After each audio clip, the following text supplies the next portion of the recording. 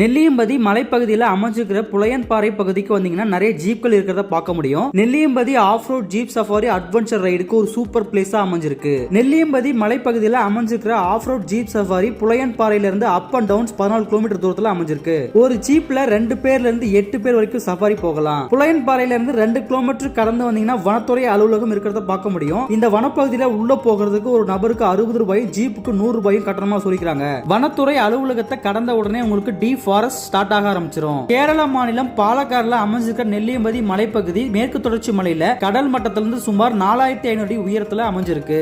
நெல்லியம்பதியில புலையன்பாறை பகுதியில் அமைஞ்சிருக்கிற இந்த ஆஃப் ரோட் ஜீப் சஃபாரியில மொத்தம் 2 வியூ பாயிண்ட்கள் நமக்கு பார்க்க முடியும்.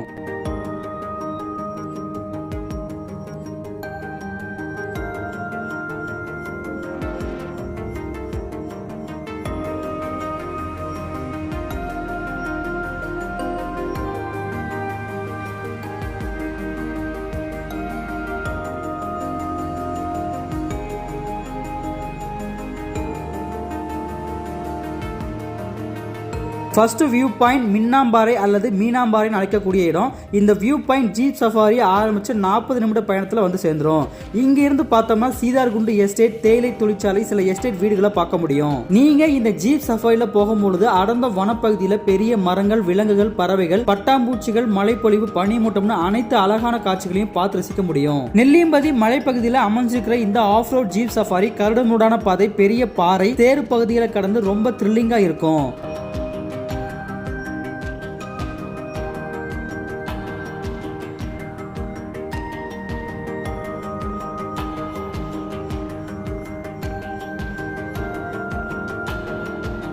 நாம பயணிக்கக்கூடிய இந்த ஆஃப் ரோட் ஜீப் சஃபாரி பகுதியில் ஒரு ரெசார்ட் அமைஞ்சிருக்கு.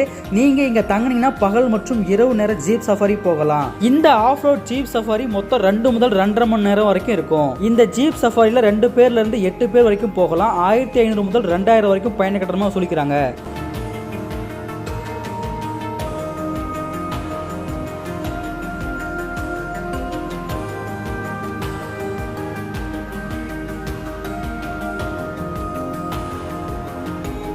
மின்னாம்பாறை வியூ பாயிண்ட்ல இருந்து அடுத்த 35வது நிமிடத்துல மாட்டுமலை வியூ பாயிண்ட் வந்துடும். பகுதியிலிருந்து பார்த்தா வனப்பகுதிகளை கடந்து இருக்க பரம்பிக்குளம் பகுதியை பெரிய பள்ளத்தாக்குகளையும் பார்க்க முடியும். கடும் பனிமூட்டம், மிதமான மழைப்பொழிவு இருக்கிறதால வியூ பாயிண்ட்ல இருந்து எதையும் பார்த்து ரசிக்க முடியல.